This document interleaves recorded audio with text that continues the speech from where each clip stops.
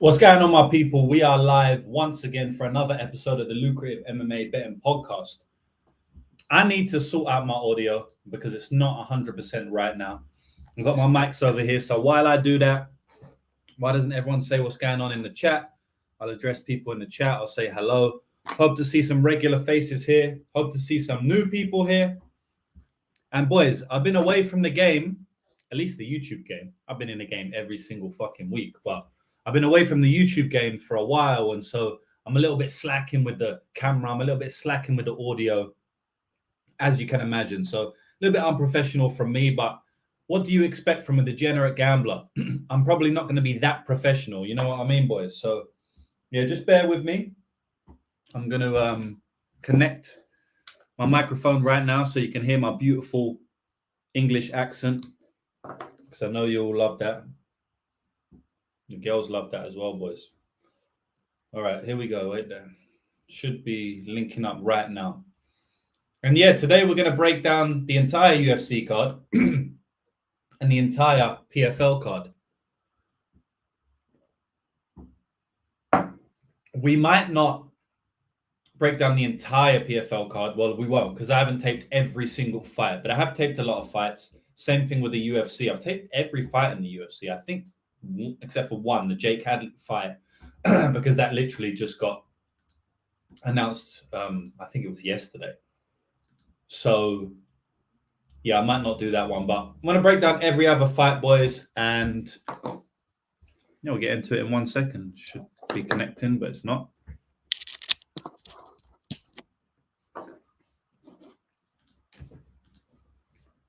So, yeah.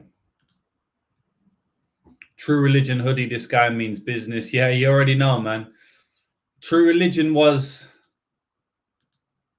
very memorable to me, you know, growing up in London. True Religion kind of took over the scene for a couple of years when I was about 17, 18, and I'm still wearing it today. Not that often, you know, I don't have that many True Religion garms, but I have a couple things. I actually bought this in America recently, in Florida. I went to this outlet and they had like all good designer brands there. So I bought this hoodie. So yeah, you know I mean business if I got this thing. And sorry for the technical issues, boys. It probably is going to be like that for the next couple. We're sorted now, boys. You should probably hear me perfectly, and then we can go straight back. We can go straight into the breakdown. No messing about. I'll leave that there. Please tell me if the audio is not good. Please tell me the audio is fucking about. But yeah, outside of this, we'll just go straight into the breakdown. So here we go, boys. First fight of the night, UFC. One thing I do want to mention just very quickly is that if you're a long-term subscriber, I have a gift for you. I already posted this on my Telegram channel. But yeah, if you're a long-term subscriber, DM me either on Twitter or on Instagram. And I'm going to tell you what the gift is. I've not been able to give any discount codes for long-term subscribers because the website doesn't work that way. But there's a little workaround. So yeah. But we'll get straight into it, boys. Shout out to everyone in the chat. I'll address the chat after. I'll address the chat after the first fight. I just want to get into it because we had that technical difficulties to start. So first fight of the night is Despain versus Austin Lane. That rhymes. I think Despain is going to knock Austin Lane out. I actually bet on Waldo Cortez Acosta decision prop at plus 900, I believe it was, against Despain in his last fight. So it's not like I'm this massive Despain guy. You know, I faded him in his last fight. But I do believe that this is a great matchup for him. Austin Lane has been knocked out many, many times.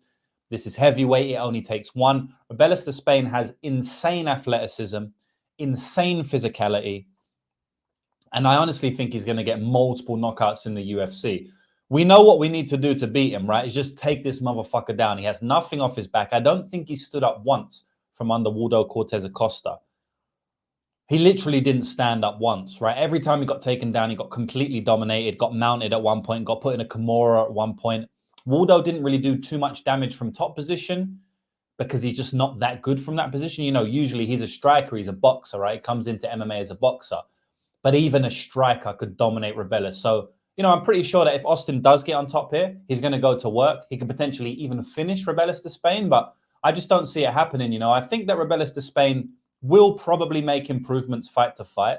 Now, obviously, that fight wasn't long ago, so he's probably not going to be making massive improvements. But at the end of the day, the guy is so physical, so athletic, that I think he can make improvements very fast and a lot faster than literally 99% of the heavyweight division, right? If he just learns a very, very solid sprawl and underhook game, he might be able to run into the top 10 of early knockouts like Francis Ngannou did. I really believe that. Yeah, I don't think this guy is good at all. But I don't think heavyweight is good at all. And heavyweight is the shallowest division in the world. So, you know, him getting 3 knockouts in a row from now on in the first round and being ranked number 10 would not surprise me at all. And I think that they're setting up for him to do it here, right? I think that Austin Lane is probably going to shoot early. He may even get knocked out before he gets the chance to shoot. Waldo shot very quickly, but he got cracked with a massive overhand before he shot. And I believe that if Austin Lane takes that shot, he probably goes out. Waldo is actually quite durable. You know, we've seen him go to decision with LMMA, Despain. These 2 guys are known for finishing people. So I think if Despain hits the shots that he hit Waldo with on Austin Lane, I think that he's going to go out. I think he can even get taken down and knock him out in the second round, just like Denise did to Austin Lane in his last fight. You know, Austin Lane gassed out badly. And at the end of the day, Despain, he didn't really gas that badly against Waldo. I mean, the guy was, all right, he gassed badly, but he fought through it. He fought through it quite well, to be honest. He was throwing heavy shots in round 2 and round 3. And obviously the striking became about even then because he was tired. He was a bit scared of the takedown. But when Austin Lane got tired, he just crumbled and died, basically, against Denise. So, yeah, I think Despain's going to get a first-round knockout. Next fight, Alice Arlene versus Melissa Martinez. I don't have anything on this fight, boys. I don't think it's a fight that you should bet. I'm not even really going to break it down too much, guys. I have no interest in backing these girls. How can I trust them? You know, it's kind of a similar story to the Alex Morono versus Daniel Rodriguez fight last week. I said that you cannot trust these guys at their stage of their career. And obviously those guys have massive experience and we have a lot of data on them. This is like the inverse, where I still think you can't trust these girls at this stage of their career, but they're at the beginning of their career, right? So I think what I want to change in my betting process going forward, and it's not like it's a massive change because I've known this for years, right? And I have been doing this for years, but sometimes I get sucked into betting on guys who I can't trust. Now, look, if you're giving me a plus 400 number, I'm going to do it even if I can't trust them based on the upside that they have. You know, that's why I was actually fairly close to betting Alex Morono at plus 180 last time out. Even though I couldn't trust him, plus 180 is like, I think it's going to be a close split decision. I was correct. It was a close split decision, right? Whatever you think about the scorecard on Alex Morono, I think most people scored it for Rodriguez. It was an extremely close split decision. The margins were so thin throughout the entire fight. Alex Morono was a solid bet, right? But I didn't think you could trust him. I thought it was going to be another split decision loser. I thought it was going to be another fighter that looks plus 110 who loses at plus 180, right? And I was correct. And I just want to make sure that I'm not betting on people I can't trust going forward unless I'm getting big value on the line. At Pick'em, what value are getting on Melissa Martinez and Alice Arlene? I think both girls can win the fight, honestly. I like the fight to go to decision. It's massively juiced. I believe it should be massively juiced. I don't see any girl getting finished. At the end of the day, Alice seems kind of like a tough chick. And Melissa's tough as well. You know, you got to back and watch that Desiree Yanez fight. It was kind of like a grueling fight back and forth. And, you know, it's not like she got hit with massive power punches that she should get knocked out by, but it was still a back and forth fight with Dirty Des constantly on the commentary. You know, and they both, I don't even know if, I think Alice got finished by, was it Weili Zhang back in the day? But outside of that, let me have a look. Yeah, she got finished by Weili Zhang back in the day. Rear naked choke round 2. Diana Bell beat her 12 years ago, subbed her with an arm. But outside of that, you know, she stayed tough. She's gone to a decision and she ain't fought good girls. But Melissa Martinez is not a good girl. So, yeah, I don't know why I've spoke for that long on that one. I'm going to pass on that one, boys. And I'm going to pass on the next one too. Another low-level women's fight. Jessica Penne versus Elise Reed. You know, once upon a time, I would be smashing Jessica Penne at plus whatever she is, right? But there's no chance I'm doing it now. You know, she's pushing 40. How old is she, boys? She's probably put... She's 41. She's older than 40. She's 41 years old. Elise Reed has a 10-year, at least. I don't even know Elise Reed's age, and I know she has a 10-year advantage on her. Literally 10 years. She's 31 years of age. So a 10-year age advantage, because it is an advantage at that age, for Elise Reed. She's definitely the better striker. She hits harder. She's probably going to win a minus EV decision, right? She probably wins 29-28. Jessica Penne gets some dodgy grappling going. I will say that Jessica Penne's subline at plus 600 on some books is not bad. Elise Reed's losses have all been finishes. And Jessica Penne can still snatch up an armbar. She can still snatch up some form of submission if she's on top. So, I wouldn't be surprised to see her get a submission here. I really wouldn't, because I don't classify Elise Reed as a UFC level fighter in the grappling. But she is in the striking. She's a decent striker. She bounces in and out of range. She's a very confident striker. She's got her hands up like that. She's a good striker. She's a good striker. And she's better than Penne. So yeah, I'm gonna go with Elise Reed to get the win. No way I would be backing her. Just because, I could see a world in which she gives away a round with grappling. She falls on a kick like, she has done before. She falls on a kick and she just loses the entire round from grappling. It's 1-1 going into round 3. You got to sweat out some shitty round 3 where Penne's just holding her up against the cage and she might win on damage split decision. I think that's extremely viable. I also believe that Penne's submission is fairly viable. So for that reason, I can't lay juice on Elise Reed. And it kind of goes back to what I'm saying before. Someone could sit in front of me now and argue that there's value on Elise Reed at minus 150. I think the line's gone a bit wide now, but you could sit there and argue that there's value on Elise Reed, right? And I'm not going to make this massive argument against you and you're wrong. At the end of the day, man, fights can go multiple ways, as we saw in the Nick Piccinini fight a couple of days ago. Not to go off on a tangent, but this is very important to understand when you go into MMA betting. And also when you're listening to breakdowns of people like me and anyone else who does a breakdown, right? When people are kind of just discrediting the other fighter's chance to win, most of the time they're bullshitting, because if the fighter's not minus 1,000, the other fighter probably has a couple of chances to win, and we saw it in a Nick Piccinini fight last time out, right? He almost subbed him in round 1. It was very close. It was on the chin, he got a submission attempt, rear naked choke within 60 seconds. And if he would have submitted him, which is actually what happened in the main event, right? Did the exact same thing. Another Nick did the exact same thing with a takedown, but actually got the submission. Now, if Piccinini would have got the submission, everyone would have went minus 1,000. Nick Piccinini was the bet of the century, right? Whereas in reality, it was a 50-50 fight where actually you favor Guruli in a little bit. If they fought again, I probably favor Lewis.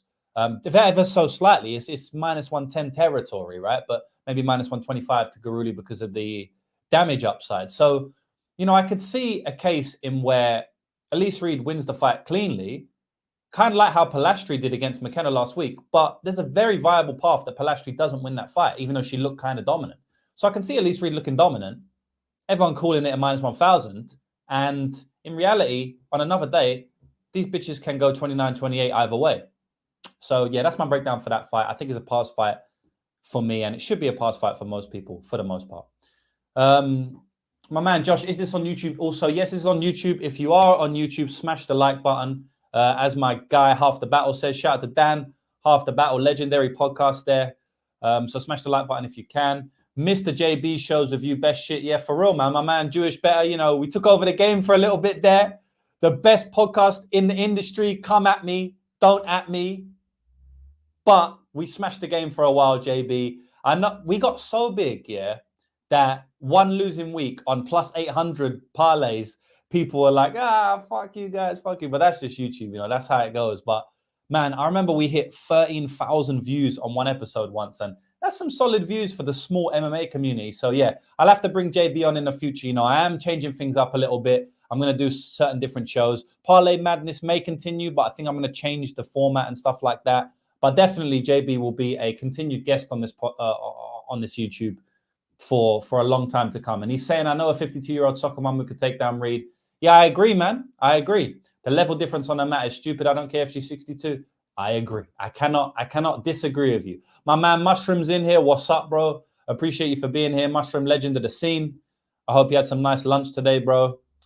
Eric Betts Fights, another one of my guys. It's good to be back, boys. It's good to be back and see all these familiar faces and say what's up. You know, I've been on a long trip and I did try to keep up with the YouTube on my trip, but it was just too hard. And also I couldn't be bothered a little bit at times as well, to be honest. But it's good to be back, boys. It's good to see everyone. Hope everyone's been doing well. Great to see you back on YouTube after your well-deserved ultra vacation. Yeah, that's what it was.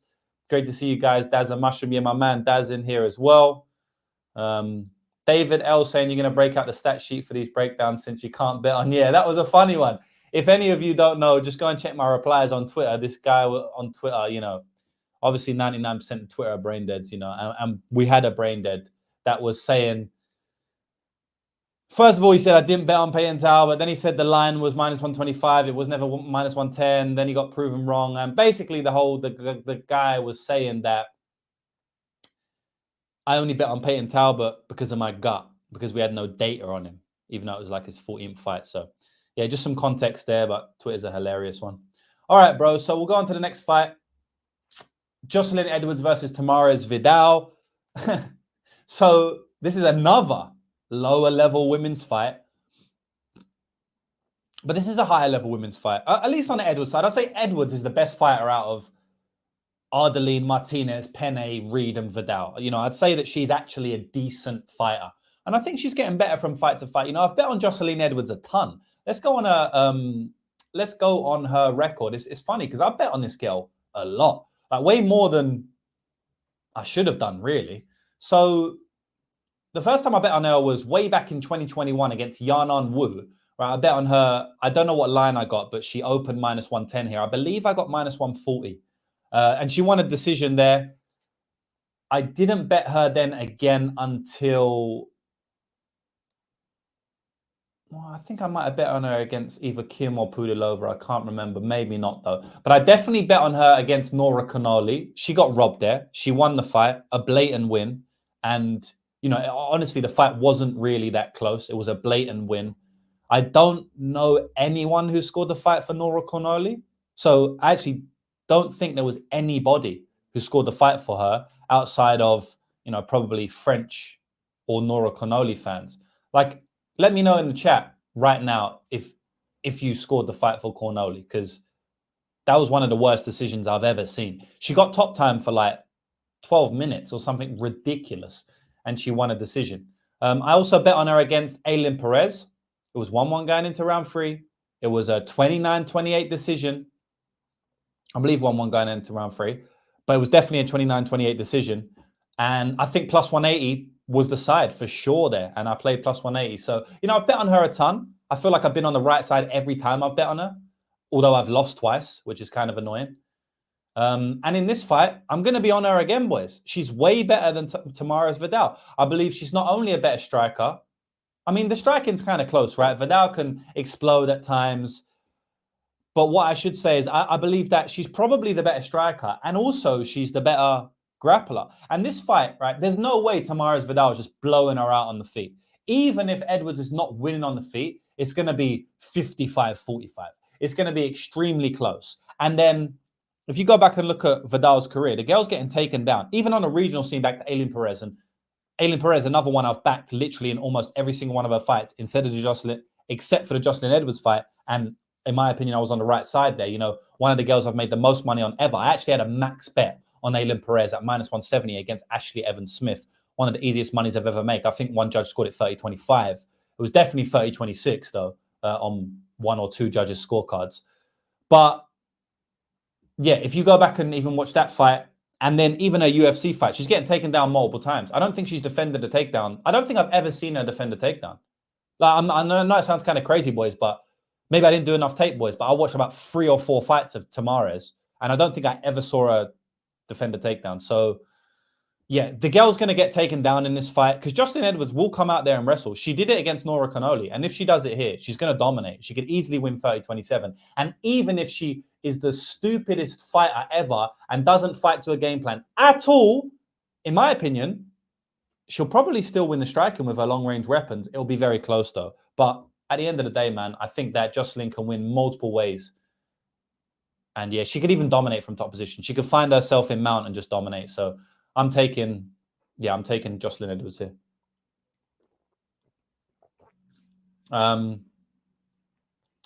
I feel like one or two of these women's fights have a finish involved. Do you think Jocelyn could get a first one? Like I said, the grappling discrepancy is big enough as to where she could get a finish. You know, she might just knee her in the head like Aylin Perez did. But I definitely think this one's going to decision, bro. Like, I definitely do think this is going to decision. But yeah, like I said, when the grappling is that wide, it is possible. The boys are here. I shout out Dravi. What's going on, bro? You should change your photo to the one you have on Twitter. It's easier to recognize you. Because I'm sure it's you, though, right? Must be. Back with the OG background. Yeah, that's it. Well, we got all the boys in here. Who said that? Yeah, we got the boys in here for sure. Elite Zone heating up. The boys are here. Yeah, we got a lot of people. Ortega around 3 real val points. Yeah, that was one of the best days of my life. At least this year. My man, the dog father, go and search him. He's a sharp guy. We did a podcast once upon a time. Turns out you can't watch tape to bet MMA. Only stats, you dumb fool. Yeah, I know, bro. I've been doing it wrong this whole time. All of this money that I've won is just pure luck. If I was studying tape, I wouldn't have went through the downtrend earlier this year. I mean, if I was studying stats, apparently. Yeah, exactly. What's going on, Gerardo? Don't worry, we're going to get to the Paul Hughes fight. I'm going to break down the UFC as well. I'm going to break down the PFL as well after this. That's why I'm trying to run through this, but it's a little bit hard because obviously I interact with the chat a lot, which means these things just string on. But anyway, let's get back to it, and I'll try and run through a couple here, and we'll do it fast so we can get to the PFL, where the real money's at this week, boys. Fuck the 2024 trend of plus 400s, looking minus 10 and not winning. It ends here with the PFL. It actually ended a couple of weeks ago with the PFL. Al-Qatani plus 500. Shout out to that guy because that earned me a big bag.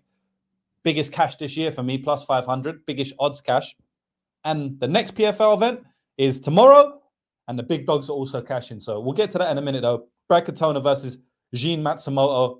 I might just sleep through these first 4 fights and just wake up for this fight because this is where the card starts heating up a little bit.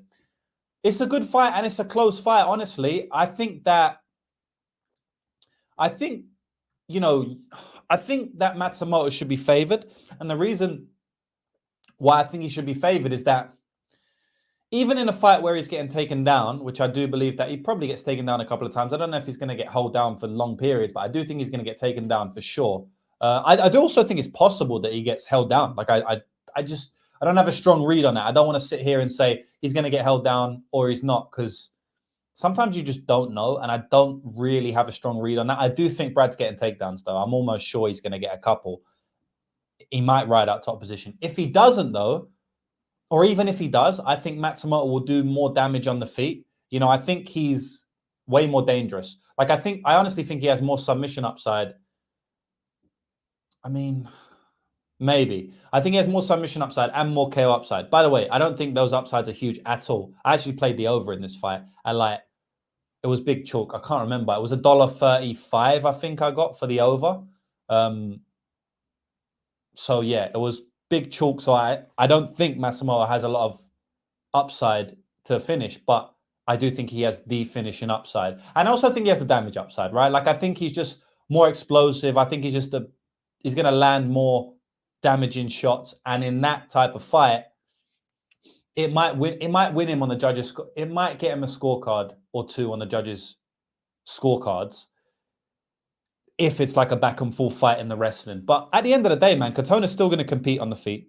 And Katona's really the one who's going to be shooting takedowns and getting any grappling upside for the most part. So, you know, I think a shot on Katona is fairly warranted here. I haven't bet on Katona myself.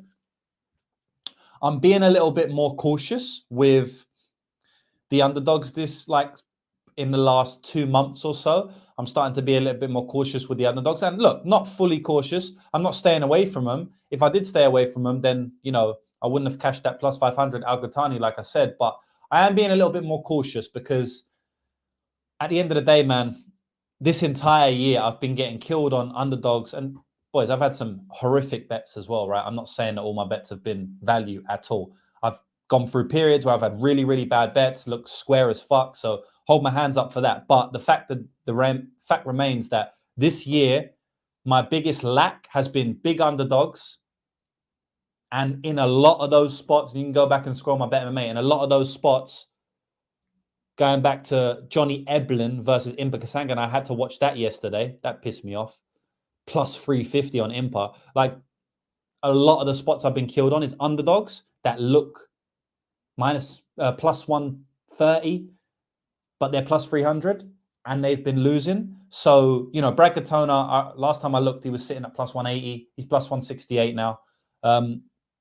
It's the same thing as Morono last time out. I think Brad Katona, if he wins, is probably going to be close. I don't think he's going to dominate.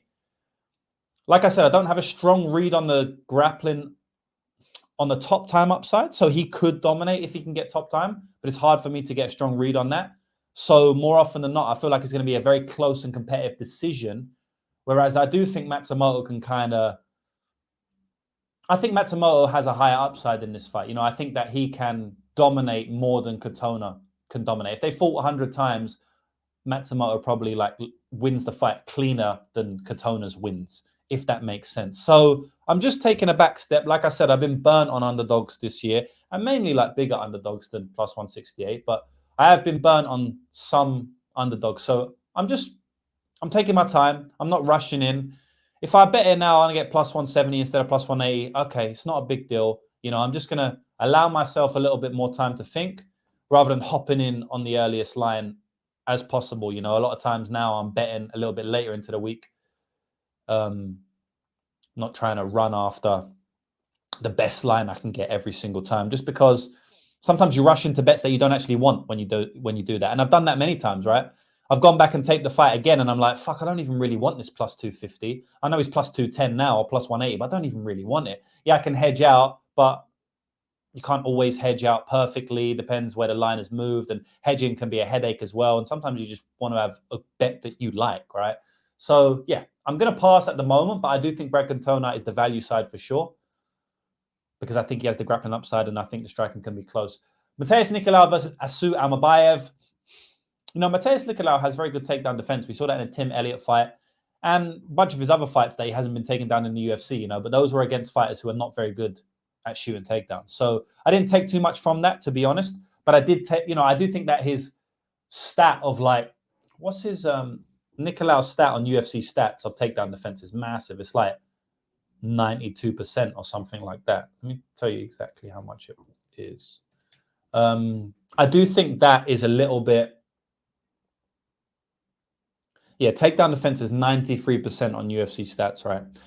And I do think that that is a little bit bolstered just because he's been fighting fighters who are not the best takedown artists, but the defense against Tim Elliott was pretty solid. You know, I saw him defend a lot of takedowns against Tim Elliott, and you know, Tim Elliott is a relentless wrestler. So that impressed me a little bit. I actually bet on him in that fight as well.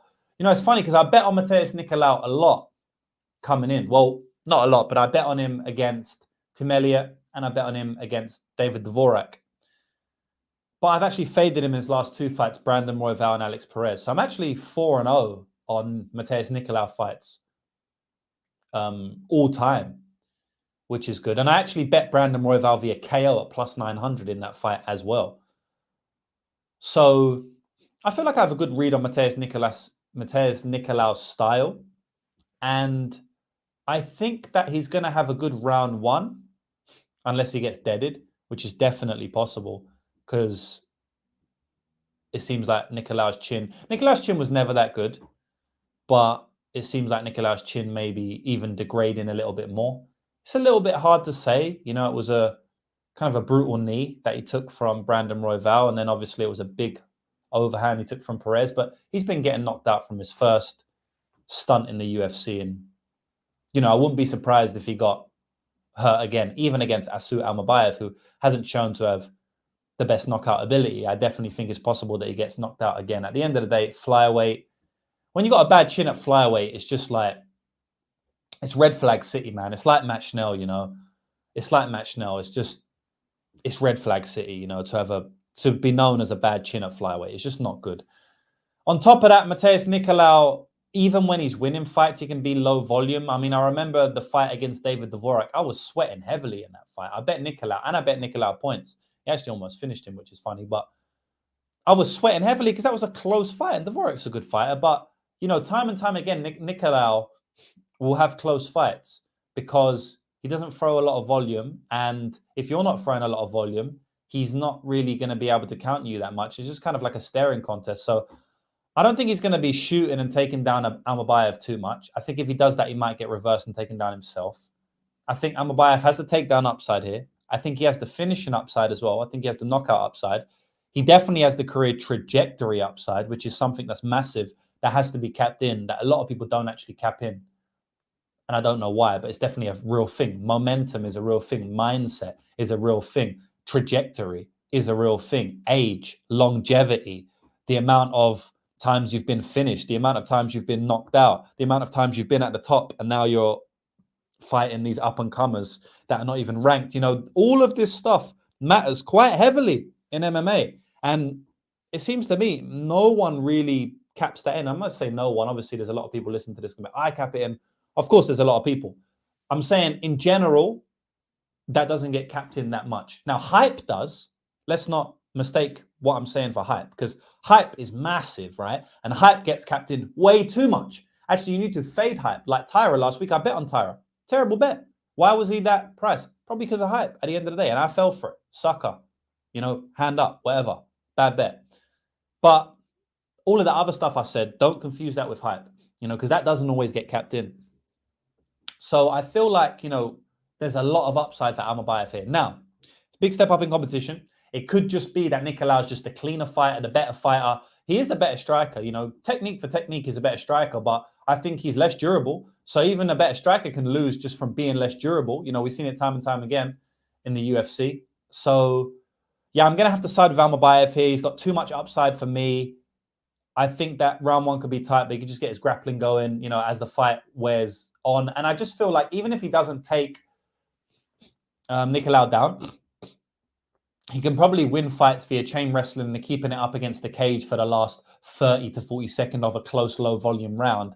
You know, that's Nicola getting the perfect fight he wants, outstriking a little bit on the feet. Amabayev can still nick a round or two, I think. So yeah, he's taking a big step up in competition, and you always have to be careful with that, like Tyra last week, but I think Amabayev's going to get it done.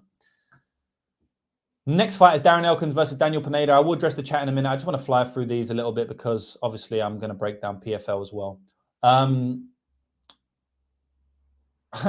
It seems to me like this is the worst style matchup for Daniel Pineda to face in round 2 and round 3. But in round 1, he's probably going to beat his ass. Daniel Pineda is a bit of a motherfucker, you know.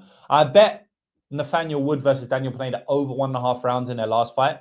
And, you know, if you actually watch the fight and don't know anything about their previous fights, you'd probably say it was a lucky cash.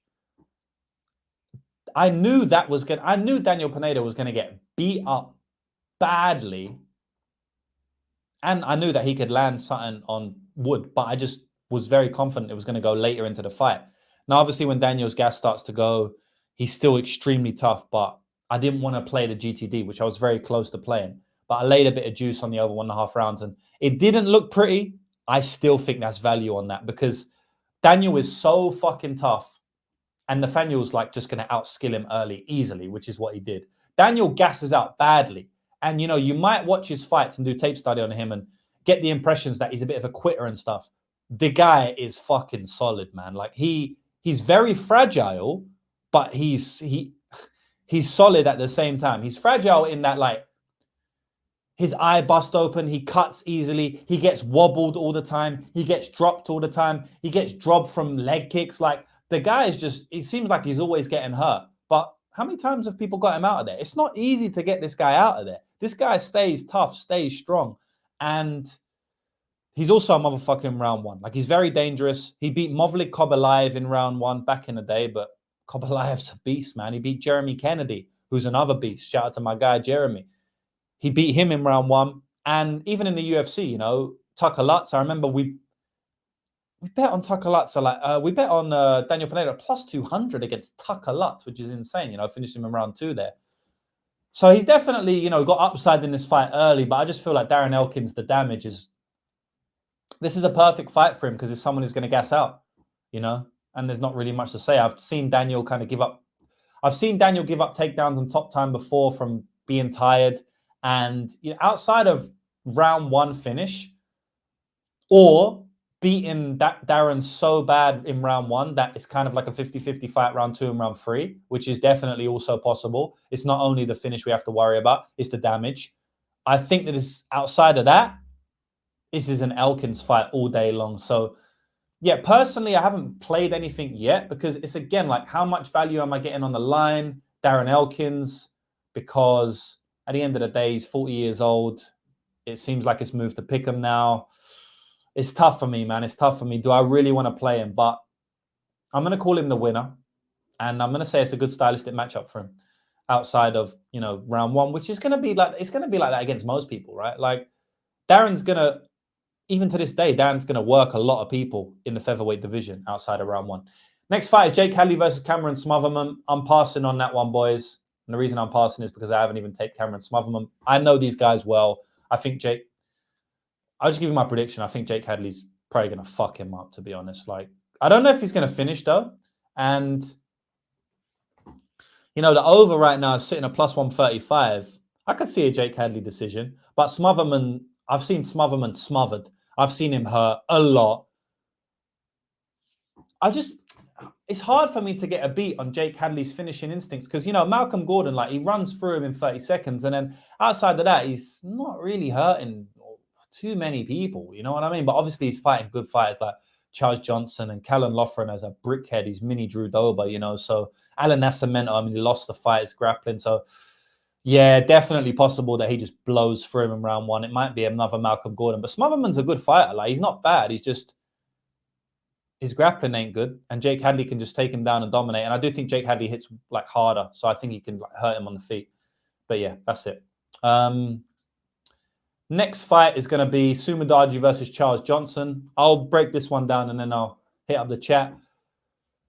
This is a good fight. I think this could be a close fight. They're both 16-6. I see that quite often in MMA. Do you guys see that as well? I honestly think that the UFC purposely matches up guys with like a same record or similar record. And obviously they do that unknowingly as well, right? Because you're not going to put the champion against the debuter, right? So obviously they're probably going to be fairly similarly experienced or skilled. But like even this UFC card, because I see this every week I tape and every week I see this shit. Sumudaji is 16-6. Charles Johnson is 16-6. They got the same record, right? Jake Hadley is 11-3. Cameron Smotherman is 11-4. Darren Elkins is 28-11. Daniel Pineda is 28-16. What else we got here? Like a lot of these records are kind of similar. Even Nicola is 19-4. Asu Amabayev, 20-2. Yeah, it just seems like, I don't know if you guys see that, but I see that quite often where the fighters have similar. It might be confirmation bias because I don't recognize it if they're not close. But, you know, it seems like more often than not, they have a close record. Anyway, these guys both have the same record, 16-6. Both have similar amount of fights in the UFC. You know, Sumudaji got 6 fights in the UFC. Charles Johnson got 10 fights in the UFC. So Charles Johnson, it's funny, he's got 10 fights in the UFC. This guy fights all the time. Because Charles Johnson, he got signed, it wasn't that long ago, you know, but he's already racked up 10 fights in the UFC. Pretty sure Sumudaji was in the UFC way before Charles Johnson, obviously injuries and stuff. But yeah, shout out to Charles Johnson.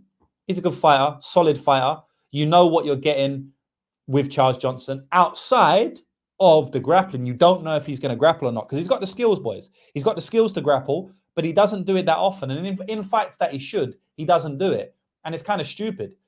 And at minus 224 on Bet Online right now, if he doesn't grapple, the plus 190 on Sumudaji comes mega live. Let me tell you that now, boys. If Charles Johnson does not grapple here, there's no way he looks minus 230. Now, I do think that Charles Johnson has like a solid chin, right? He's gone out there with some good fighters and he's been wobbled a couple of times. He's been hurt a couple of times, but he's stayed tough every time and he's never been finished. He's never even been finished by submission. So, you know, I do think that there's a world in which even though Sumudaji's cleaner striker, faster striker, he's pinging off his head, he might get dropped. He might get rocked by Charles Johnson, and that kind of swings around, even if he's getting outpointed. But Sumudaji is a good striker, man. Elite striker, laser striker.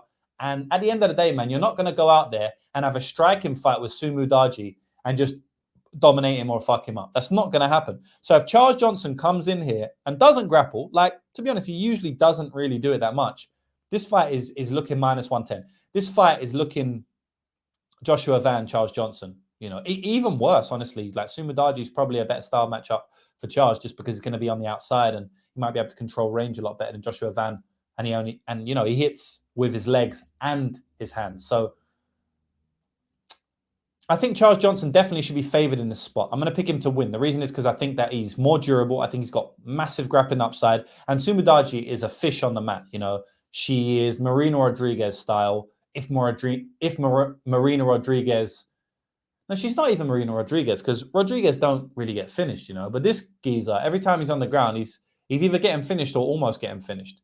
But he can get back up a little bit more. He's a flyweight, Marina's like just a fish. She literally can't get back up. But yeah, I think that Mudaji is going to compete heavily in the striking here. It's just if Johnson goes to his wrestling, if Johnson grapples at any point in this fight, it could change the entire dynamic of the fight.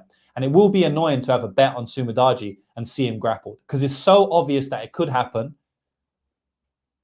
Like, I see such a clear path for Charles Johnson that it would piss me off if I bet on Sumudaji and he just gets grappled here. Like, I would be pissed off. Whereas someone who was the same line last week, Alex Morono, Daniel Rodriguez didn't have a clear path there to me, And I didn't even bet Morono, but like I picked him to win. I said it was going to be a split, whatever. But I didn't bet Morono, even though I didn't think Daniel had a clear path to win. I just thought it would be a close fight. Whereas in this fight, it's the same line, basically. And I think that Charles Johnson has a clear path to win. So, when there's such a dominant path, I always cringe before pulling the trigger. But at the end of the day, boys, we're not picking winners. Contrary to popular belief in the space over the last 6 months, because plus 400s are losing while looking -150, right? And these -500s are getting bailed out all the time. And we'll get onto one a little bit later when I break down the PFL. Contrary to popular belief, we're picking value here, boys. We're never picking winners. We never do it. If we can pick value and a winner, yeah, great. But with that being said, I'm deciding. I'm still deciding. Do I want to bet Sumudaji when I see there's a massive hole in his game that could easily be exploited against someone who has exploited it in the past against guys? Kind of. I mean, he's won rounds off it. The third round against that Kazakh he fought, he won it off grappling in the last minute or so. So yeah, boys, I don't know about this one, but I do think there's value on Sumudaji. I probably will end up with some bet on him. Now, what type of bet? I don't know. I don't think it will be a average stake for me. I might cut down the stake. I also like the under in this spot, boys. I'd like to know what you think about the under, because I think like Sumudaji can be finished by anyone on the ground, like I said, right? But he can also hurt a lot of people on the feet. And, Charles Johnson is very tough, but I could definitely see him being finished on the feet here. It's definitely possible. So, yeah, I like the under as well. I like the under, and I like both plus monies in this fight, boys. I like Sumudaji and the under. All right, we'll move on to the next fight, co-main, Rob Font versus Kyler Phillips. I think Kyler Phillips is going to fuck Rob Font up. I actually bet Adrian Yanez against Rob Font because I thought Rob Font was diminishing back in the day, about 2-3 years ago. Obviously, that was a shit bet by me, big step up in competition, and he got murked there. But yeah, I thought he was diminishing back then, over a year ago. And so I definitely think he's diminishing now, Somehow he hasn't been finished. I don't really know how that's happened because he's been hurt many times. I mean, how does he not get finished in the fights against Jose Aldo, Marlon Vera, and Davison Figueiredo? All 3 fights, he looked like he might get finished at one point. Not so much Figgy, but he got wobbled multiple times. And obviously, he had a loss against Corey Sandhagen there, but Corey Sandhagen just grappled him because I think he got injured and just fucking grappled him for 5 rounds.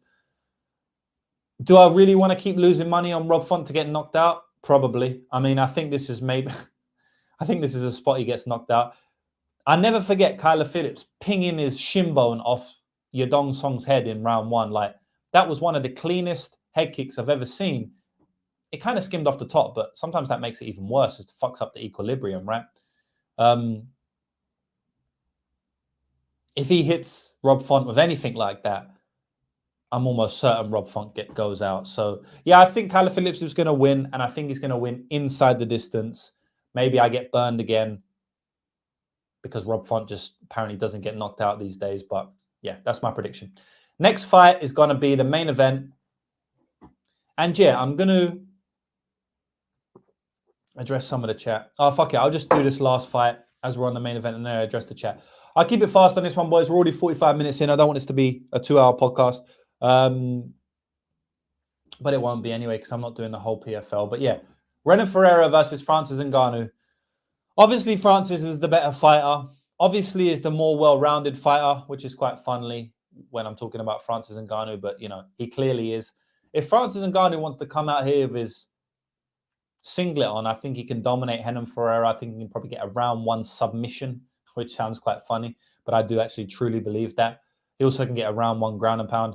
He also probably will get a round 1 knockout on the feet. But fuck all of that, boys. Wait, what the fuck am I doing? Sorry, boys. I just started to break down Francis Ngannou versus Renan Ferreira because I got it up on my screen because I jumped ahead because I said I was going to do PFL. Boys, ignore me. Fluffy Hernandez versus Michel Pereira. Okay, this is a bit of a different dynamic. I think Michel Pereira is going to run through him in round 1. You know, Fluffy's susceptible to being finished. We've seen it multiple times in the UFC. Fluffy got finished by Perez back in the day. Let's not forget that. That's a horrific loss. Yeah, he's got way better. Still a horrific loss. Doesn't matter. But Pereira got knocked out by Dusko Todorovic in round 1 as well. So, yeah, they're probably equal in that regard. But Dusko's better than Perez, though. But yeah, he's also been finished in round 1 by Kevin Holland, you know, in 30 seconds. So I definitely think he's prone to be hurt. He's prone. Kopylov was teeing off on him at times. I bet him heavy against Kopylov. Massive bet for me. And I also bet him heavily to finish inside the distance in that fight. And also round 2 and round 3 pops and etc. And, you know, I cashed on Fluffy massively in that fight. I've cashed on him multiple times to finish inside the distance. And he's done it every time. But I think obviously he can do it this time, but man, Michel Pereira is so much more athletic than him, so much more physical than him. He's bigger than him. He hits way harder. He's way faster. He's a way better striker. And I just believe that Fluffy's going to have a hard time getting this guy down early. And if he doesn't get him down early, he is going to have sledgehammers thrown at him at all levels. Lead, leg, head, body. And adding into all of that, Michel Pereira has a sick front choke. So if Anthony Hernandez shoots in on a takedown, even a clean takedown, he still could get submitted. And the club and sub becomes massively live as well. And if Michel Pereira gets on top of Hernandez, he's a big motherfucker, man. He could fuck him up on the ground as well. I think there's too much upside to make Michel Pereira the underdog here. Now, I do believe that if the fight gets out around 1 out of round 2, I still think he can fuck him up in round 2, honestly. Obviously, the later the fight, like the longer the fight goes, the better it is for Fluffy Hernandez. We know that, right? And in a 5-round fight, I understand the angle for Fluffy, but it doesn't matter if it's a 5-round fight or a 3-round fight when the majority of Michel's win condition is going to come inside the distance anyway. Like, it doesn't really matter that much. Like, obviously, yeah, there's more chance of him, you know, surviving in round 3 and winning the 29-28 in a 3-round fight, whereas in a 5-round fight, even if he is up 2-1 going into round 4, he'd probably get finished, right? I understand that, but I just believe that such a massive portion of Michel's win condition is in the first round or 2 that it doesn't really matter that much if it's a 5-rounder, if you're betting on Michel Pereira, because you're probably betting on him to finish anyway. And it's not impossible that he beats Fluffy up so bad that, like, he can win a decision. Like, it's not impossible. We haven't seen Michel gas that bad since the stupid Tristan Connolly performance. And am I going to be over the moon surprised to see him win a decision even? I don't think it's likely. But I would say that it's probably more likely, in my opinion, than most would say. I'd say that, right? But like I said, the fact of the matter is if you're betting on him, you're very confident he's going to finish in the first 2 rounds. And I am confident he's going to finish in the first 2 rounds. I think that, you know, the athleticism and the physicality is an easy bet for me, guys. Honestly, it's an easy bet for me just because of the athleticism and physicality gap at plus 140, which is where I bet him. Plus 115, it becomes a different conversation, honestly, because plus 140 and plus 115 is still a decent difference, you know. So, but I still think that he's the side. I honestly think that Michel is fucking live early, and I think he's going to run through him. So that's my breakdown for the fight. Not much more to say. And that's it. We'll get into the PFL card in a minute. I'll just go over some of the comments while I have my protein bar. This is a bang-on protein bar, boys. If you can buy this, this is made in New Zealand, so you might not be able to buy this, but if you can buy this, definitely recommend it. What the fuck? It's a magnet on this. See this, boys? Magnet on this one, yeah? So I just bang this, look. Bang that on. Banging in it, boys. So look at this. Organic probiotic protein bar. Organic and probiotic, boys. I'm healthy as fuck today. All right, what we got going on? What we got going on? Any opinion on the font Phillips fight under 2.5? Yeah, man, I completely agree. At some point, he's going out, and you know, apparently, I love losing money on font to lose inside the distance. So, yeah, I'll probably do it again. What we got going on? In respect to action round 220 on Brad Katona. Oh yeah, definitely should play that. I didn't know I was going to play Jake Hadley yesterday, and I don't hit openers ever because they don't let you get that much down, and I just can't be bothered with it. It's smaller stakes than I want to put on, so I just usually leave it. But I saw Jake Hadley yesterday at minus 200 or 230 or something, and I went to bet it, and then I realized it was an opener. I didn't actually know. I didn't know when the opener came out. I just went on the website at the time, and it came out, and I was like, Jake Hadley 200. That's getting smashed. And I clicked on it, and it was 500 max limit. I was fuming. Shout out to my guys, Beat the Line broadcast. Pegasus over there, go and watch those guys. I did a collab with them once upon a time. Sorry, boys, I'm starving. What else we got going on? Yeah, 10 fights in 2 years is fucking solid, bro. Jesus Christ, 5 fights a year. What's up, James? Long time between drinks, my bro. Yeah, that's it, man. But happy to have one with you again. Love. Kind of leaning fight doesn't go in Sue. Yeah, I agree. So do you like fight doesn't go over under 2.5 rounds, though? Because that's a conversation to have, right? Like you might get burned. Either way, I guess obviously I'd have to see the difference in price, but I would lean more fight doesn't go in that fight specifically. And that is because, well, I've seen CJ almost finish that Kazakh with 30 seconds left. So that's burned into my brain. But then on top of that, you know, if CJ's working him on the ground, it could take a while to finish him. And I would like the extra 2.5 minutes.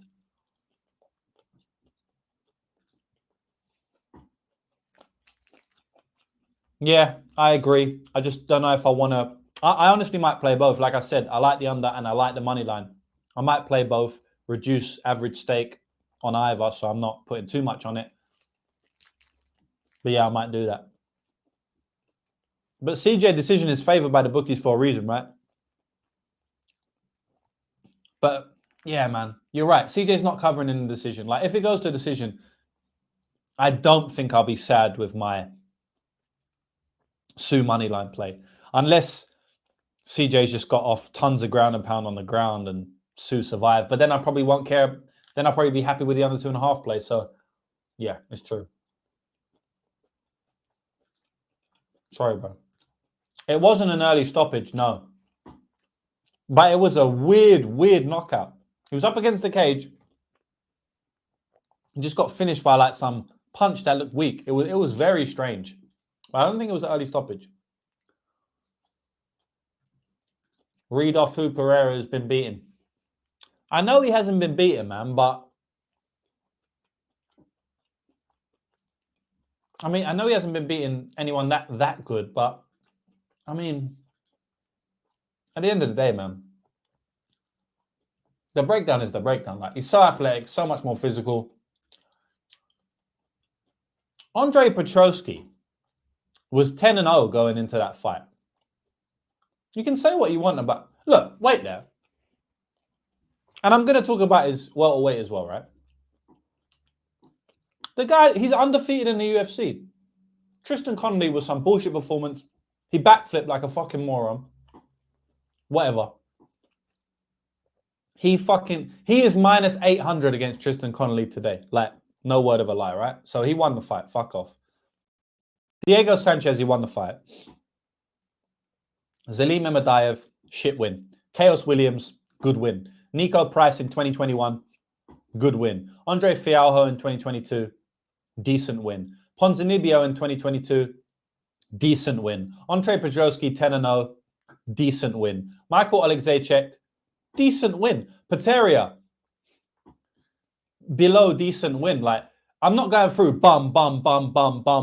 They're not bums. They're not bums. Anthony Hernandez got finished by Kevin Holland and got finished by Marcus Perez. So, I don't know, man.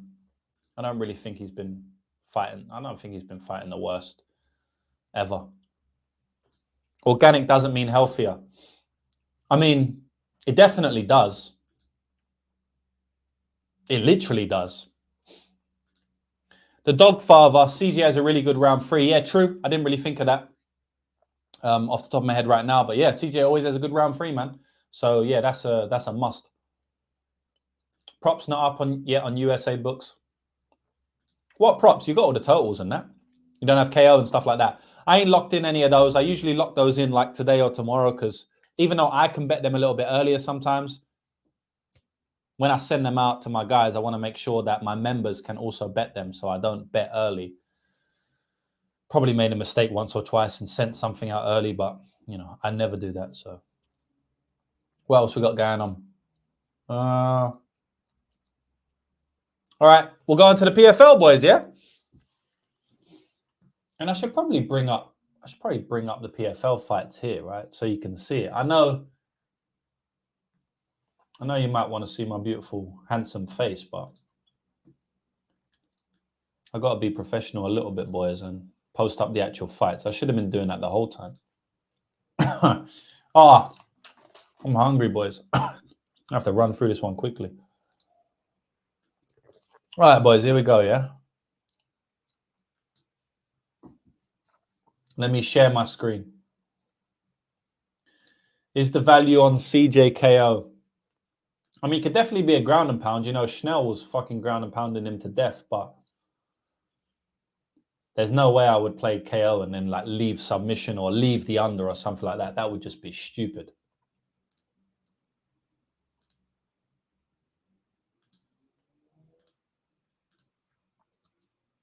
All right, here we go, boys. Right, I'm not going to do every fight because do you really want to know about Tariq Ismail versus Taha Bendaoud? Do you really want to know about Ibrahimov versus Nacho Campos? I mean, you probably do, to be honest, but I'm only going to speak about the top fights. Because I'll leave some stuff for my members. I'm going to write the breakdown later and put it on my website for all fights. But we'll just go through the top fights, which they're the fights that you probably want to know about anyway. Ruffian Stots versus Marcus Breno. Yeah, first of all, boys, don't listen to me on this fight because I'm a Marcos Breno fan. I bet on him. Plus 400 against Danny Sabatello. His style is my style, boys. Like, I love Marcus Breno's style, man. He ain't really the best MMA fighter, but his striking is fucking elite, man. I love Marcus Breno. So maybe you can throw what I say about him out the window because I might just be fanning out. But I think he's got a chance to win the fight at plus 500, boys. I can't lie to you. And the line would have come down now because I played it at that myself. I played plus 475. But look, Raufeon Stots is one of the best fighters in Bellator PFL right now. But he's not a relentless wrestler, Danny Sabatello. So I expect that Marcus Breno is going to be able to have more moments on the feet than he did against Danny Sabatello. And he had his fair share against Danny Sabatello. And he defended multiple takedowns initially from Danny Sabatello. If this fight plays out in the feet, there's no plus 475s in this fight, boys. Let me tell you that right now. There's no plus 475s in this fight. He's still plus 425 right now. And if Raufeon Stots goes out there and for whatever reason only shoots 3-4 takedowns, I think Marcus Breno has a real shot to win the fight. If he starts shooting 10 takedowns, he's probably just going to wear him out, drain him, the gas tank goes, the experience sets in. Also, Raufeon Stots, you know, we've seen him catch the beautiful head kick against, I watched that yesterday. Who is that? Not yesterday, I watched that the other day. Who did he head kick? Juan Archuleta. Right, so it's not impossible he can land something on the feet, but Breno's a serious fucking striker, man. He's short, he's compact, he's physical. Of course, he's short, he's bantamweight, but, you know, he's a physical guy. He hits fucking hard. He's a serious striker. He can land power punches. He can hurt anyone on the feet. We've seen Raufeon Stots knocked out brutally in his last fight. I could definitely see him get knocked out again. You know, when someone's coming back off a knockout or when someone's been knocked out recently, and by the way, it wasn't recently, it was a long time ago, right? I don't know exactly when it was, but Patchy Mix knocked him out with a perfect knee. But once you've been knocked, and that was his first loss, right? Or second loss. He got knocked out by Merab Dvalishvili back in the day as well with a spinning back kick. And both of those were early in round one, I believe.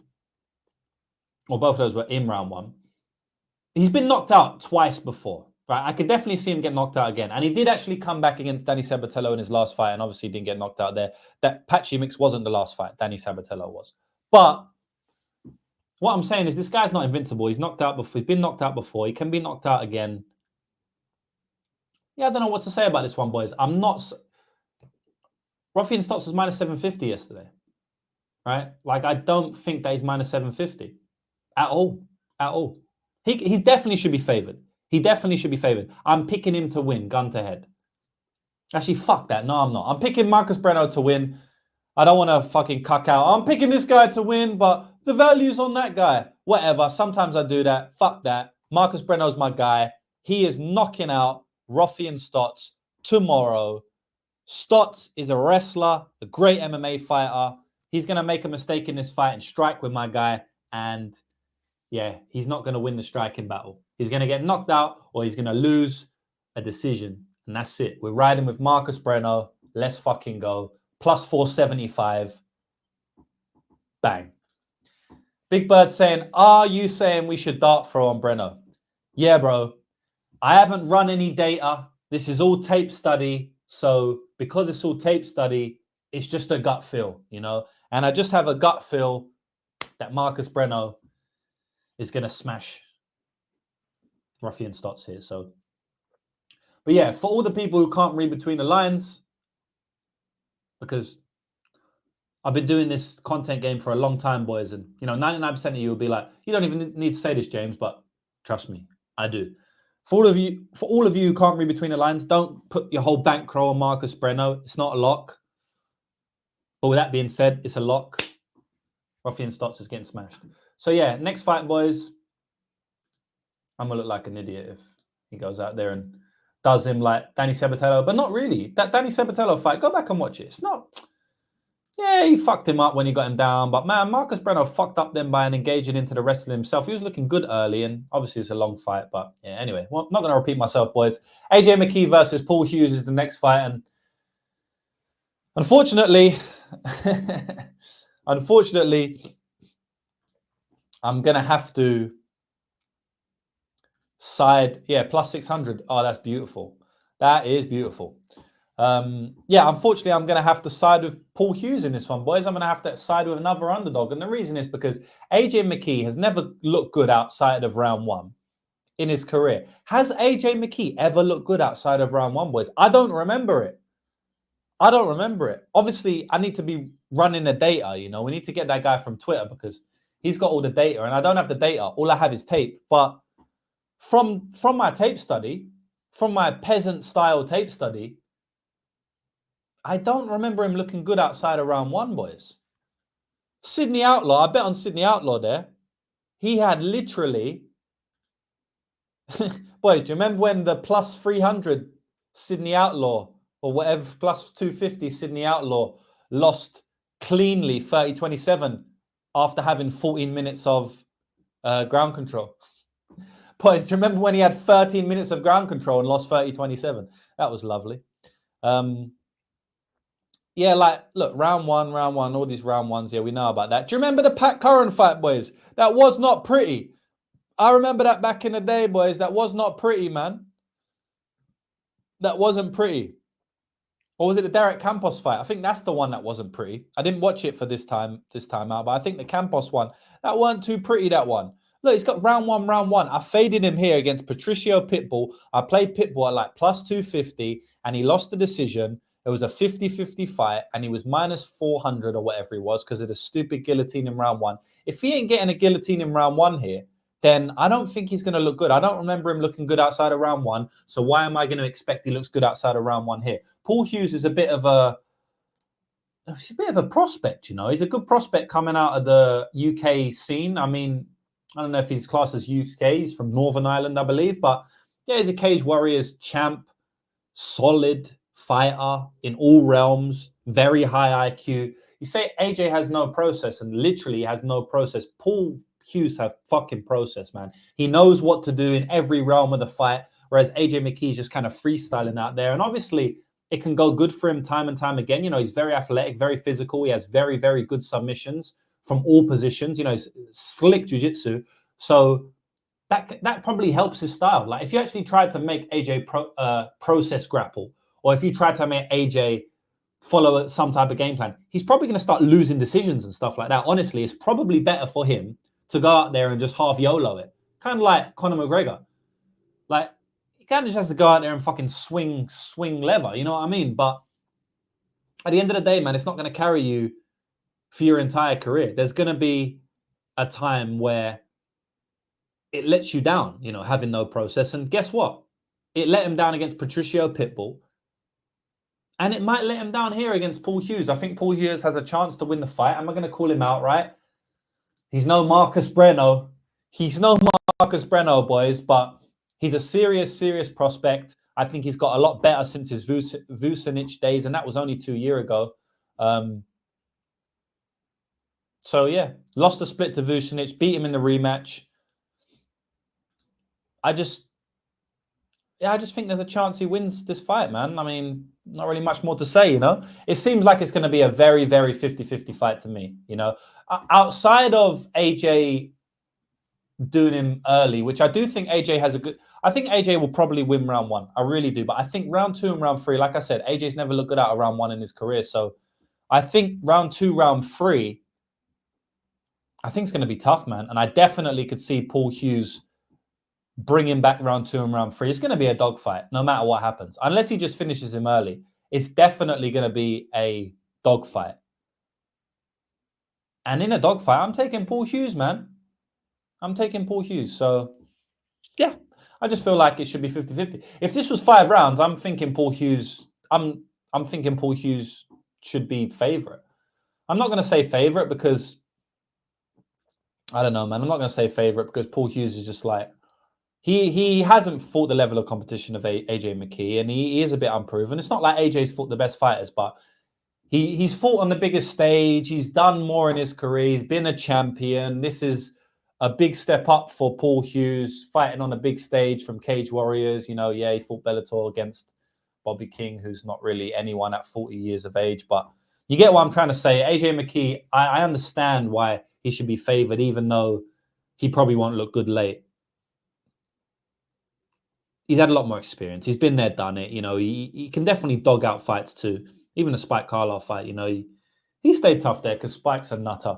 But anyway, I think Paul Hughes is worth a shot here, boys. I'm not going to say smash your whole bankroll on it like we're doing with Marcus Breno, but yeah, I think he's definitely worth a shot. And it's funny because I'm actually putting more money on Paul Hughes than I am on Marcus Breno because Marcus Breno is a massive, massive underdog. We don't need to put that much, but just for all of the people who don't read between the lines there. Next fight is Johnny Eblin versus Fabian Edwards. Yeah, interesting one. Yeah, so I bet on Johnny Eblin in the first fight. And then I also bet on the under 4.5 rounds in the first fight. I got that at good plus money. Obviously, Eblin was a big favorite. I don't remember exactly what he was. Maybe like minus 400 or something. But he definitely didn't look minus 400 in that fight. I'll tell you that now. He looked like the favorite in that fight, in my opinion. You know, he shot takedowns. He couldn't get Fabian down, but he did shoot takedowns. He did have the grappling upside, whether he got him down in that iteration or not. Just seeing him shoot takedowns. And we know Johnny can shoot takedowns for days. So, you know, he's definitely got the grappling upside in that matchup and in this matchup. And then on the feet, it was a very close fight. You know, he actually ended up finishing it on the feet. You know, he finished it on the ground with elbows, brutal elbows, but it did come from a punch on the feet. So, you know, you can argue Johnny won the striking there. It was extremely close, but, you know, you can argue Johnny won the striking. So he won the striking and he's got all the grappling upside. So for sure, he looked like the favorite. For sure, he deserves to be the favorite. For sure, he doesn't deserve to be minus 500, boys. Now, is this going to be one again, like there has for the whole of 2024, where Fabian Edwards is plus 310, plus, I know some people got plus 400 odd, right? I don't bet those type of lines. I think that was more opener-wise, but yeah, I think that there's a chance to Johnny, you know, Fabian Edwards looks plus 150 here and still loses. And then it's just another 2024 big underdog that looks value but loses. It's definitely possible. I mean, it happened last time. He looked value last time and he still lost. But at the end of the day, boys, Johnny Eblin couldn't get any takedowns going. So I have to project that he probably won't get that many takedowns going this time out. So for the most part, it's going to be a striking fight. There's no way you can play Johnny Eblin minus 600 in a striking fight against Fabian Edwards with a little bit of grappling upside. There's no way. Johnny Eblin should be around minus 200 in this spot. I'd like to know the scorecards of the last fight. I'm pretty sure, I think it was Pierce. Shout out to my man Pierce, Big Bird. He was in the chat earlier. I think Pierce was the one who said that Fabian was up or something like that. I didn't actually check the scorecards myself. If someone can tell me the scorecards of the last matchup, I'd like to know that. Me personally, I had Eblin up, or maybe I had it 1-1 or... Okay, so it was tied last fight. So how was it tied? Was it 1-1 on all three judges, or was it 1-1 on one judge and then one apiece on the other, 2-0? I mean, I can check myself, but I'd like to know that because... Yeah, it was just a very, very close fight. 1-1 going into the third. Yeah, do you not think that Eblin has the edge the later it goes? Yeah, he definitely does, you know, because he's a grinder, he's a grappler. We've seen him dog out those wins before. Impa Kasanganai. Rest in peace, my plus 350, plus 400, whatever it was on Impa Kasanganai. Impa Kasanganai looked plus 125 and then he loses at plus 325 or whatever it was.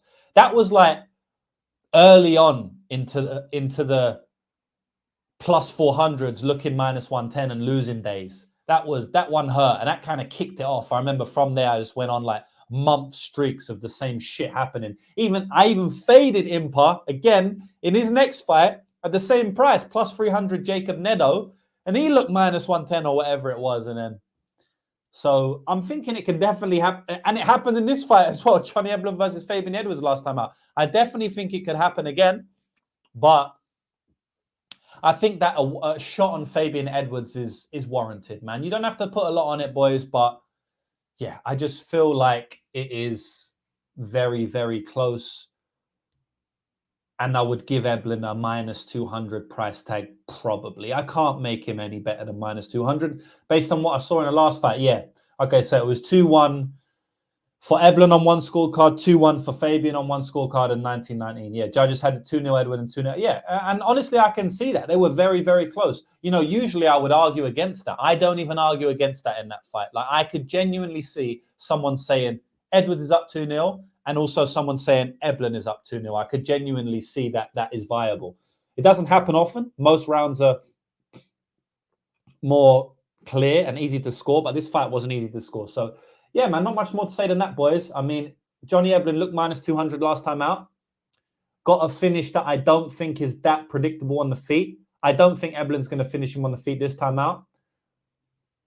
But I will say this, though, as well, boys. And this is why I make Eblin about a -200 or something. It's because when he did get him down, he put him unconscious, put his head through the mat. Now, you know, some will argue that the only reason he was able to do that is because Fabian Edwards was very concussed from the first knockout blow that was landed on the feet. That was fairly unpredictable.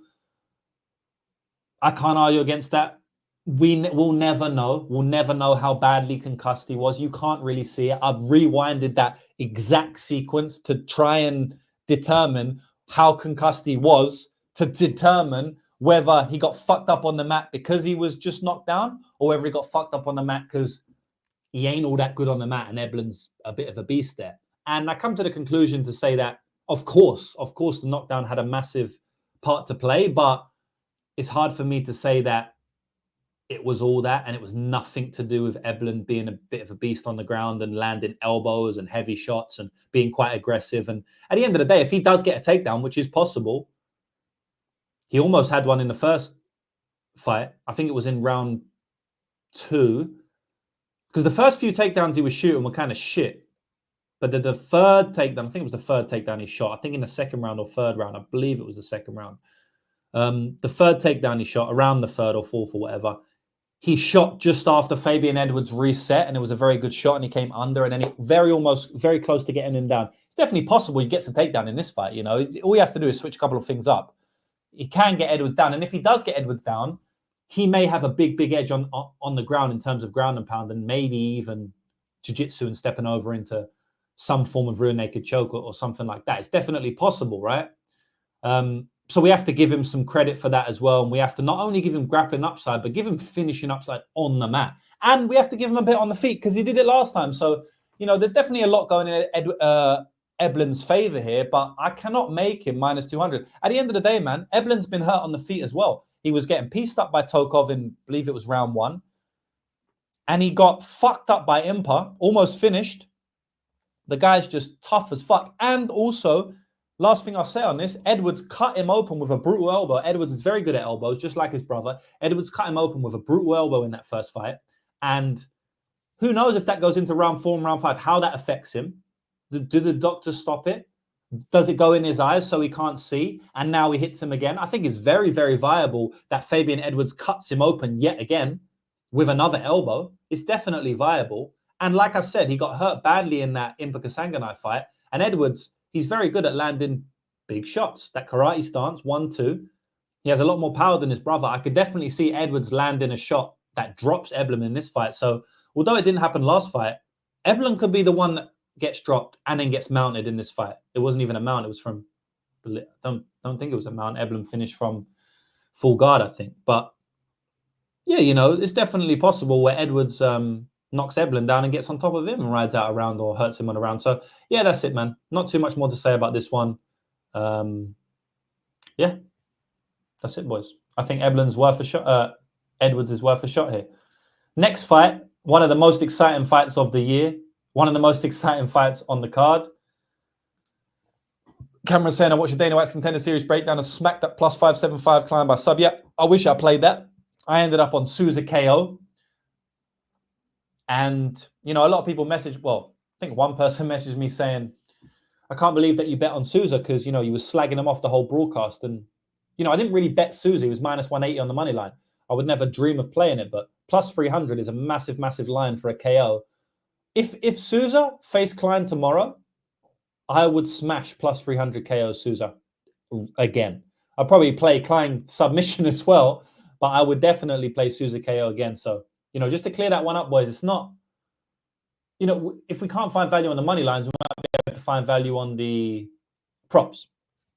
But well done, bro. We called Klein sub as well. We said Souza KO or Klein sub. I just stupidly ended up going for Souza KO because I thought was more likely, especially because Klein was on short notice and that.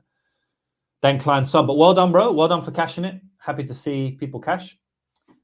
Cameron Sinnott saying post more tape study videos. Bro, I want to do it, yeah, but we was moving the line heavily on that fight. So the only way I can do tape study videos is if I'm doing it on Dana White's Contender Series, or maybe if I'm tape studying someone who is making their debut in the UFC, or maybe if I'm tape studying maybe like one of these early PFL prelims where the fighters haven't even fought in PFL yet. Because if I tape study UFC, or I think even PFL or Bellator, I'm going to get kicked off YouTube. You're not allowed to do it. It's copyright. So I'll do my best. I know a lot of people message me and they like that video, and I will do my best to make that video again going forward.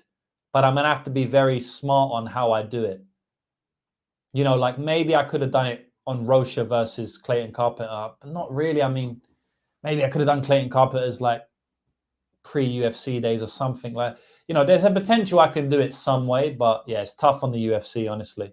And the Contender Series is finished now. But anyway, man, thank you for the donation, bro. I really appreciate that. I don't even know how to get these donations out. I've got donations for years and never withdrew. But anyway, not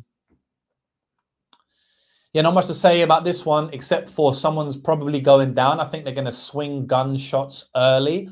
I have to favor Larissa Pacheco in this fight, boys. At the end of the day, yeah, Larissa Pacheco right now is on fire. Do you remember what I was talking about?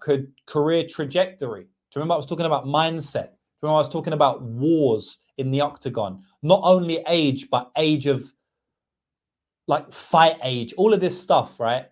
Pacheco is favored massively when it comes down to that. Pacheco is the queen or the king, if you want to call her that. For PFL right now, she just beat Kayla Harrison. She's the world champion. She fights like a man. She can match Cyborg's power, aggressiveness, athleticism. I do think that a 39-year-old Cyborg and Pacheco, a 30-year-old Pacheco, have similar athleticism. I would say Cyborg is a lot more athletic in her day, but maybe not now. So I like Pacheco in this spot, boys. I like Pacheco to get a round one knockout. But if she doesn't, I still think she can win later in the fight. It's interesting to see Chris Cyborg speak about grappling a lot on her Instagram. She's actually even gone as far as to say on her Instagram, people think I can't get a submission in this fight against Pacheco. Well, you're going to see a grappler. So that's very, very interesting for me to read. But she ain't as good a grappler as Kayla Harrison, at least way better with jiu-jitsu, but not with the takedowns and the strength. So Pacheco dealt well with that. I think she can deal well with Cyborg. And Cyborg is just prone to just go in there and swing heavy lever. She might have learned from that Amanda Nunes knockout because that was a bad one, but she might not have. It's a long time. She's knocked out girls since. This is a very good fight, boys. Chris Cyborg is a fucking legend. There's an argument to be made that Chris Cyborg is the best women's fighter of all time. I'd actually like you to tell me who you believe is. I'd probably say Chris Cyborg, man. I mean, I know she didn't have a UFC title outside of that shitty 145 division. Like, she never really came when it was popping in the 135ers, but she's a big girl, man. Not surprised she didn't do that. At the end of the day, when you look at longevity, you look at knockouts, you look at record, it seems like Chris Cyborg is probably the best. Now, I guess I'm going to have to rescind everything I just said and said, well, it's probably Nunes, because Nunes basically done the exact same as Chris, but then she also knocked out Chris in round one. So I guess you have to go with Nunes. But Nunes also got finished by Ngannou back in the day. She also got finished by Pena back in the day. So I don't think it's just an automatic because she beat her, it means she's better. But, she's double champ in the UFC, something Cyborg couldn't do. So I guess you say Nunes. But anyway, boys, she's one or two best fighter ever. I'm not going to put Ronda in there. She was elite, but I think Ronda gets smashed by everyone, by both of those girls. Yeah, Shevchenko is up there as well, boys. I'm a Shevchenko stan. You've heard that before. I do think she's a very, very elite fighter. She's a very, very good. Shevchenko's up there as well, for sure, boys. I think she beat Amanda Nunes as a much smaller girl in that second fight. So yeah, Shevchenko's right up there. Chris Cyborg is top 3. Let's put it that way, right? Whether she's 1, 2, or 3, she's top 3, in my opinion. So she can definitely win the fight. You know, when you go back and watch her fights recently, it's not like she's slowing down. It's not like she's looking terrible. But yeah, I just personally think Pacheco's time is here, man. I think she's going to do it. Yeah, Ronda, man. We have to always shout out. She didn't. I don't. Like, let's be real, man. Ronda was the girl, but she ain't as good a fighter as Chris Cyborg. She's not as good. Now, greatness is different because of how many title defenses she had, because she never lost up until she lost. You know, that's a different story. She changed the game. Like, obviously, greatness is different. But in terms of, like, best fighter, it's got to be Shevchenko, Cyborg, or Nunes, not even a competition. Honestly, Shev is a massive shout. Anyway, Nganu versus Renan Ferreira. Yeah, I broke this one down, like, kind of a while back in the stream, but I'll break it down again. Francis Ngannou can come out and dominate here. Francis Ngannou can win via submission here. Francis Ngannou is the way better all-round fighter. Francis Ngannou hits harder. Francis Ngannou has more knockouts against way better people. Francis Ngannou is the better fighter by far. But at the end of the day, Francis Ngannou is 38 years old, right? In his late 30s now. He's had a long time out of the MMA octagon. He's going to be rusty. He may be nervous. Coming back off a brutal knockout. That was one of the worst knockouts I've ever seen. AJ knocked him out brutally in boxing. That must have shattered his confidence quite a lot coming off the Tyson Fury fight. And we know Ngannou is primed to shit in the bed if his confidence is shattered. He openly admitted it on podcasts and interviews after the Stipe fight, after the Derek Lewis fight, saying the reason I didn't commit against Derek Lewis is because I had PTSD from the Stipe fight. He openly said it to our face. It's very, very rare when we literally have a fighter admitting they were scared to engage because of what happened in a previous fight. What was Ngannou's previous fight this time? Way worse than Stipe. Brutal knockout against Francis Ngannou, against AJ Anthony Joshua. Is there a chance he comes out scared again? Yes, he's done it before. It happens all the time. Fighters come back all the time and they don't look themselves after a brutal finish, after, you know, that thing that you hear all the time where fighters, they don't look good after a title loss. I don't have the data. We'll get that guy in from Twitter, that complete moron from Twitter. We need him in because we need the data on this, right? I don't have the data, but it seems to me that fighters coming back off a title loss, they don't perform their best, right? So I definitely think there's something in coming back from certain positions in the fight. You know, how are you going to come back from a knockout? How are you going to come back from a title loss? These type of things. Francis Ngannou already came back terrible last time. Francis Ngannou came back awful against Derek Lewis. So could it happen again? Yes. Am I banking on it? Of course not. But I definitely think that, you know, there's a possibility that he doesn't perform his best based on the last knockout, right? I also think there's a possibility that his chin is deteriorating based on the last knockout. We've seen time and time again. Someone's got a rock chin. As soon as they get cracked, now the chin isn't as good anymore. I don't know if that's going to be the case here. It's more volatility into the mix, boys. On top of that, like I said, he hasn't fought in MMA in ages. When was Ngannou's last fight in MMA? It was in the UFC, boys. That feels like a decade ago. The last fight he fought was Cyril Gane, January 2022. Boys, 2.5 months. In 3 months' time, what is it? Like the 20th, what is it? Like 16th, 17th, 18th of October today? 19th of October? In 3 months' time, it's going to be 3 years since he's been in an octagon. He's been out of the octagon for 2 years and 9 months. Do you not think that that's going to affect him? I don't see how you make Ngannou minus 300 in this spot. I think there's value on Renan Ferreira. Am I saying that he's going to go out there and finish him?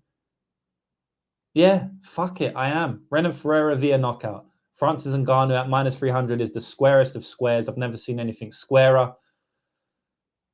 I've been in the game for a while, probably have. But yeah, man, do not be laying minus 300 on Francis Ngannou. Please don't do that. And if he gets a knockout in round 1, please don't come and message me saying I should lay minus 300 on him. Even I don't care what he does. There's too much volatility in this matchup to make any sense of it. And if we can't make sense of it, then we should bet a plus 250. Because I know for a fact Ferreira is ready for this fight. I know this is the biggest fight of his career. I know he's got multiple knockouts on the feet. I know he's bigger than Francis Ngannou. First time in Francis Ngannou's career he's ever fought anyone bigger than him outside of the UFC fights, outside of the boxing fights, where he's 0-2. Obviously, it was in boxing. It's fine. It should be 1-1. Not really. He didn't win, but it was close. But he got knocked out brutally by someone who was his size, right? He ain't really fighting anyone his size in the UFC. Not really, right?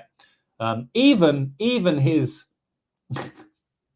he has a funny comment. Even his fight against Cyril Gane matched his physical attributes, and what happened? 48-47, and he got lucky that Cyril Gane didn't know how to shoot a single leg, and I still maintain to this day that Cyril Gane at minus 110 was an amazing pre-fight bet against Francis Ngannou, and it was the pre-fight side. But it was the post-fight square side. And the reason for that is because post-fight, we found out he can't defend a double leg, and we found out, or a single leg, and we found out that Francis Ngannou can shoot one. But we didn't know that pre-fight. So remember, boys, pre-fight and post-fight is different, right? Just because something is true pre-fight doesn't mean it's going to be true post-fight.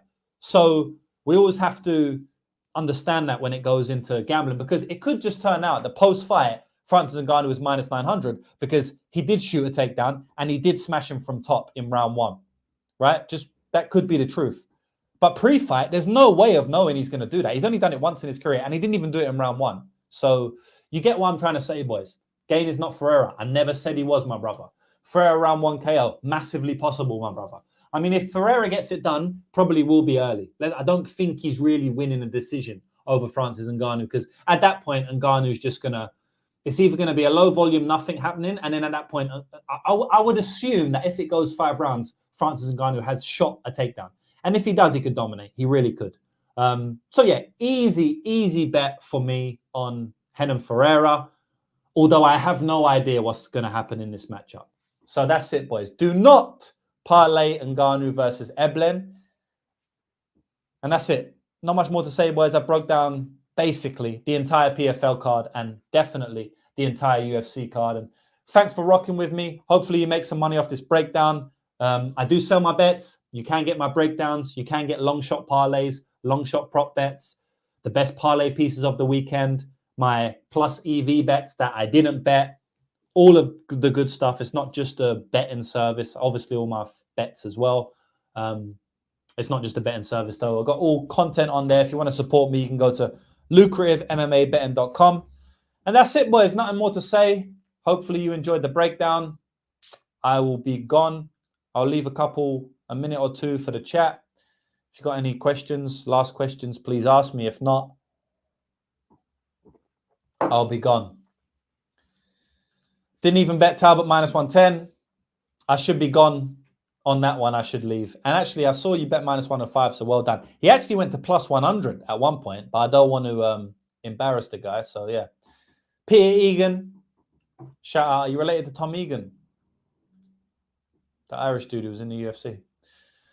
All right, I'm out, boys. 500 live viewers right now. Appreciate every single 501 of you, even the haters. You're boosting up my likes, all that. I love it. And that's it, boys. Respect. Good luck this weekend. Marcus Breno going to smash that motherfucker. Renan Ferreira, Paul Hughes, Underdog City, bomb.